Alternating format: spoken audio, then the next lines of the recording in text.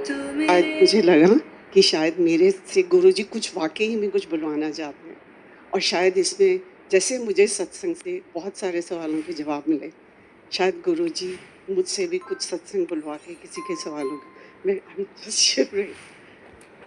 तो मैं कुछ अगर टाइम है तो मैं कुछ पहले से बोलना शुरू कर सकती हूँ? गुरुजी का जब मंदिर रेडिसन में बना तो मेरे हमारे नेफ्यू और उनकी वाइफ वो बहुत बचपन से उनको मानते हैं। तो उन्होंने बोला कि मामी आप मंदिर जाओ, वहाँ पे गुरुजी हैं। तो हम ओक ट्री रोड एक बार गए तो मत्था टेक के आ गए, कुछ ऐसा नहीं हुआ। फिर 5-6 साल पहले कुछ कैलिफ़ोर्निया से हमारे रिलेटिव्स आए तो उनके साथ हम मंदिर गए। तो एक इतना छोटा-सा स्वरूप मिला जिसको लाके मैंने अपने बेड साइड पे एंड टेबल पे लैम्प के आगे रख दिया। सुबह उठ के जैसे कुछ हम चर्च में भी जाते हैं, दरगाह देखते हैं, वहाँ पे भी मत्था टेक देते हैं। तो गुरुजी को मैं ऐसे ही सुबह उठ के हाथ टेक देती मत्था टेक देती थी, पर कुछ अंदर से ऐसा कुछ नहीं हुआ। मैं और अंकल और हमारी फैमिलीज़ वैष्णो देवी को बहुत उसको मानते हैं, तो हम उन्हीं की प्रेयर करते थे। तो अब मैं ये कहूँगी सिर्फ़ कि गुरुजी की इतनी कृपा मुझ पर हुई है कि शायद उन्होंने मुझे बेटी बुलाकर, बेटी समझकर इस दरबार तक, यहाँ पर बुलाया और सिर्फ़ मेरे पास कोई शब्द नहीं है, सिर्फ़ शुकराना और एक सिर्फ़ अरदास करने के अलावा। मेरे जैसी कुकर्मी, निर्गुण जो यहाँ पर खड़ी होके कुछ बोल सकती है, मेरी औकात भी नहीं है कि मैं गुरुजी के लिए कुछ बोल सकूँ। सिर्फ़ कुछ ऐसी फीलिंग्स है जो हम सब महसूस कर सकते हैं। पर अगर कुछ पर्सनल एक्सपीरियंस शेयर करना है, तो मैं ज़रूर करना चाहूँगी। इस सावन के मास में मैंने सावन के व्रत रखे और वो जो नेफ्यू थे वो बोलने लगी मुझे 40 साल से माइग्रेन होता है, बोलती मामी आप चलो गुरुजी के दरबार, मेरा माइग्रेन ठीक हो रहा है तो आप भी चलो, आज चलेंगे कल चलेंगे, नहीं होना पाया। तो इंडिया से कोई फ्रेंड आई, कैसे गुरुजी कड़ियाँ जोड़ते हैं, कैसे अपने भक्तों को और मेरे जैसी बच्ची को यहाँ पे लाके खड़ा करते हैं, ये कोई करिश्मा है। मेरी फ्रेंड एक कोई इंडिया से विज़िट कर रही थी, मैं नहीं जानती थी उनको, वो मुझे जिम में मिली, मेरे स्कूल से छुट्टियाँ थी समर वेकेशन में। तो उनका मुझे फ़ोन आया मंडे को, कहते कि हम गुरुजी के इस मंदिर में आ रहे हैं। तो मैंने घर से निकलने लगे, अंकल आए तो मैंने बोला चलना है मंदिर? तो कहते चलो। तो उसी वक़्त और मेरे जैसी जो इतने रिश्तों में बंधी रहती हैं, मेरे ग्रैंडसन का 11 साल का उसका फ़ोन आया, नानी हम आ रहे हैं। पता नहीं कैसे हुआ उस दिन, शायद गुरुजी ने मुझ पे वाक़ई इतनी कृपा की कि मुझे अपने दर पे बुलाना था। मैंने उसको मना कर दिया, मैंने कहा नहीं आप कल आना, आज तो मंदिर जा रहे हैं। कहते दैट्स फाइन नानी, you go ahead, will come tomorrow. हम यहाँ पे आए तो सब बोलते हैं कि कनेक्शन करते हैं या कुछ करते हैं, मुझे कुछ भी ऐसी फीलिंग नहीं है। मैं गुरुजी बहुत बहुत माफ़ी माँगती हूँ आपसे, पर आप जानते हैं कि शायद किसी और के साथ भी ऐसा होता होगा या कनेक्शन बनाने में थोड़ा टाइम लगता।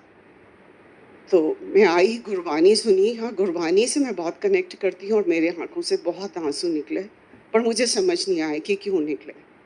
भोले भंडारी को मैं मानती हूँ, पर मुझे हमेशा से साँपों से बहुत डर लगता है। तो शायद पर इधर आके मैंने जब शिव जी के दर्शन किए, तो मुझे लगा ये तो इतने भोले हैं, इतने सुंदर हैं, कहीं मैं देखती ही रह गई और शिव गुरुजी की तरफ देखा पर मुझे कुछ नहीं ऐसा हुआ। पर जब हम बाहर निकले, जो एक चीज़ मैं यहाँ से लेके चली कि इतना डिसिप्लिन, इतनी शांति, इतना तहे दिल से जो भी करते हैं सेवा, वो इतनी दिल से और इतनी सफाई, सिर्फ़ ये भावना लेके हम दरबार से जब बाहर निकले, तो एक आंटी मुझे मिली, उनसे सिर्फ़ मेरी 1 मिनट बात हुई और मैं सिर्फ़ जो फ़ीलिंग लेके घर गई कि शायद मुझे एक बहुत ही सुंदर गुरु परिवार मिल गया है, कि जो 25 साल से हम अमेरिका में रह रहे हैं, जो चीज़ हम कुछ मिस कर रहे थे, वो मुझे शायद इस दर से मिली कि जो एक गुरु परिवार मिल गया। किसी से हमने कोई बात नहीं की।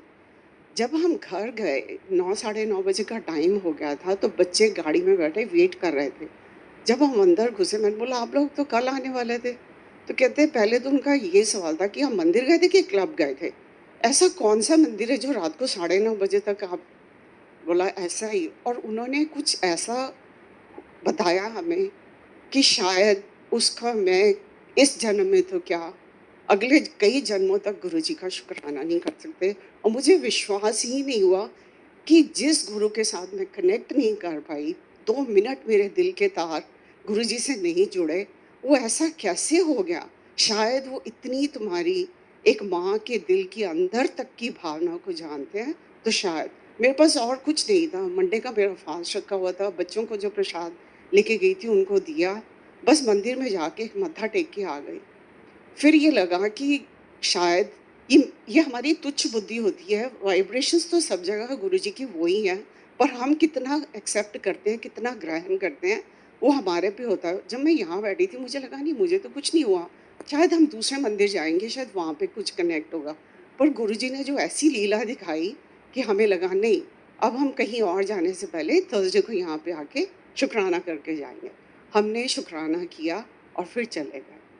शुक्राना करना ही काफ़ी नहीं था, मुझे गुरुजी की ऐसी कृपा हुई कि मुझे चाय प्रसाद और जल प्रसाद का भोग लगाने का मौका मिला। गुरुजी की कृपा कहती हूँ, उसके लिए बहुत-बहुत शुक्राना।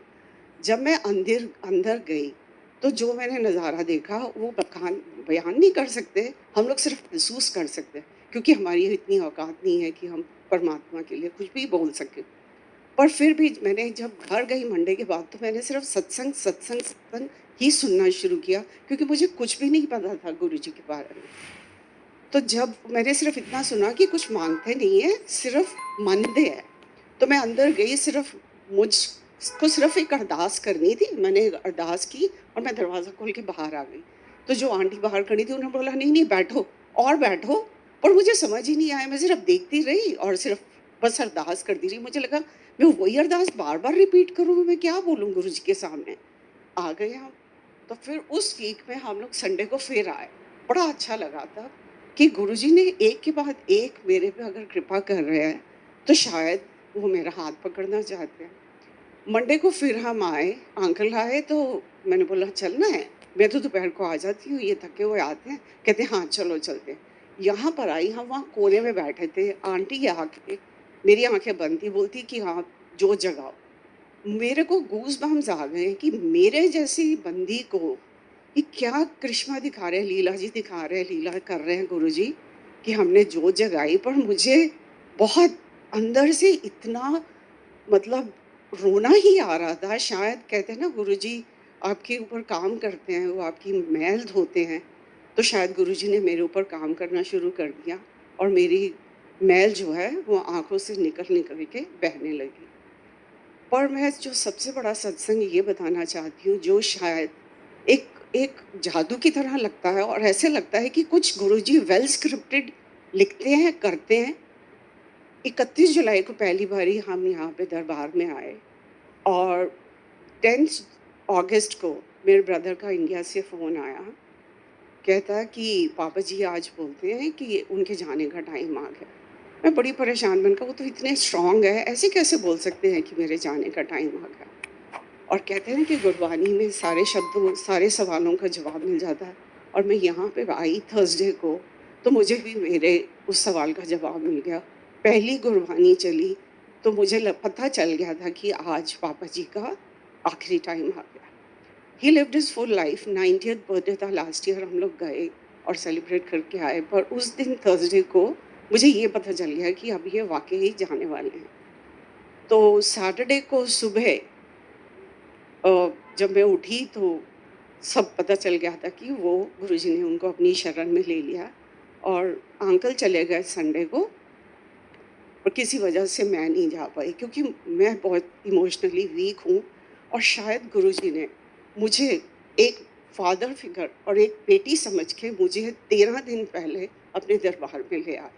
ये इसको आप जादू नहीं या करिश्मा नहीं समझोगे तो क्या कहोगे? और मेरे लिए वो क्लोज़र शायद बहुत मुश्किल होता, पर यहाँ पर आकर गुरु शरण में आके मेरे लिए अब मैं सिर्फ़ उनमें एक एक पिता का ही रूप देखती हूँ, क्योंकि गुरु को अपनाना मेरे लिए मैंने कभी सोचा नहीं था। 2.5 साल पहले जब हम इस घर में डाउनसाइज़ करके मूव हुए, तो मन अंदर से कुछ ढूँढ रहा था स्पिरिचुअली। तो पहले अंकल मेरे साथ टीवी इसलिए नहीं देखते थे, कहते ये डॉक्टर ऑज का शो देखती रहती है, ये क्या देखना रोज़। उसके बाद यहाँ पर आने के बाद यही हुआ कि कोई भी सत्संग, कोई भी स्पिरिचुअल गुरु को जो भी यूट्यूब पे आता था, मैं देखना शुरू कर देती थी। तो कुछ जो अंदर ढूँढ रहा था मन आगे की स्पिरिचुअल जर्नी के लिए, वो जब मैं यहाँ पर आई तो मुझे लगा शायद ये दरबार है, जो गुरुजी मेरा हाथ पकड़ के मुझे आगे की तरफ लेके जाना चाहते हैं। तो उसके बाद जब मैंने सत्संग सुनने शुरू किए, तो मैं फिर जो कुछ था वो डॉट्स को कनेक्ट करना शुरू किया कि शायद मैं इस चीज़ को समझ नहीं पा रही कि बटरफ्लाई, लोग शेयर करते हैं कि बटरफ्लाई के दर्शन होते हैं। तो एक दिन मैं सत्संग सुन रही थी यूट्यूब पे, तो उन्होंने बोला कि आप जो हैं वो मैनिफेस्ट करो जो कलर की आप अ, बटरफ्लाई देखना चाहते हो। तो मैं ऐसे ही बैठी, मैंने बोला, मैंने भी अपने मन में किया कि येलो। तो जब मैं बाहर निकली तो आगे येलो, पीछे येलो बटरफ्लाई, जहाँ जाऊँ वहाँ येलो बटरफ्लाई। मुझे नहीं पता इसका मतलब क्या था, क्योंकि मैं अभी मंदिर आना शुरू ही हुई थी, 3-4 हफ्ते हुए थे। और जब मैं यहाँ पे दरबार पे आ रही थी तो मेरी गाड़ी की विंडशील्ड के ऊपर आके फिट जैसे ठक करके फिर येलो बटरफ्लाई। मैंने बोला जय गुरु जी, मैं इससे ज़्यादा और कुछ नहीं बोल सकती कि आप मुझे क्या दिखाना चाह रहे हो, ये आप ही की लीला है।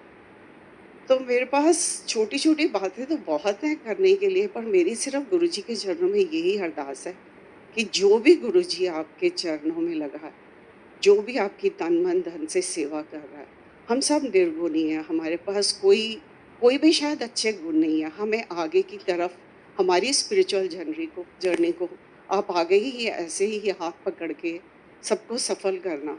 और कहते हैं कि जब गुरुजी का स्वरूप घर में आता है तो शायद गुरुजी खुद आते हैं, और वाक़ई कि जो मेरे पास इतने छोटे से स्वरूप थे, मुझे वो दिखाई भी नहीं देते थे मंदिर में। और जब मैंने यहाँ आना शुरू किया तो अंदर से कुछ ऐसे हुआ, वो मैंने एंड टेबल से उठा के मैंने मंदिर में रख दिए।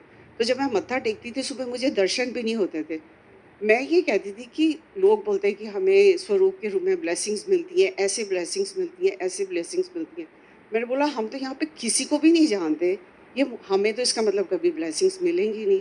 आप मानेंगे संगत जी, 2 हफ्ते पहले मुझे पता नहीं कि कैसे गुरुजी ने सबब बनाया, मुझे इतनी सारी ब्लेसिंग्स और इतना सुंदर स्वरूप और अमृत वेले का सत्संग की भी दात बख्शी, जिसके लिए मैं बहुत-बहुत शुक्रगुज़ार हूँ।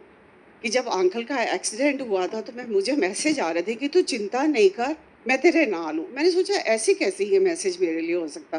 पर वाक़ई जब अंकल का एक्सीडेंट हुआ और मैं घर में घुसी तो देखा सिर्फ़ शब्द चल रहे थे, तो मुझे लगा कि वाक़ई गुरुजी ने जो है हमारा हाथ पकड़ा है। जब कहा कि मैं तेरे घर आ रहे हैं, तू तैयारी कर ले। मैंने बोला ये कैसे मेरे घर में आ रहे हैं? और वाक़ई उस दिन मुझे कुछ लगा, 2-3 बार ही देख रही हूँ ऐसे कैसे?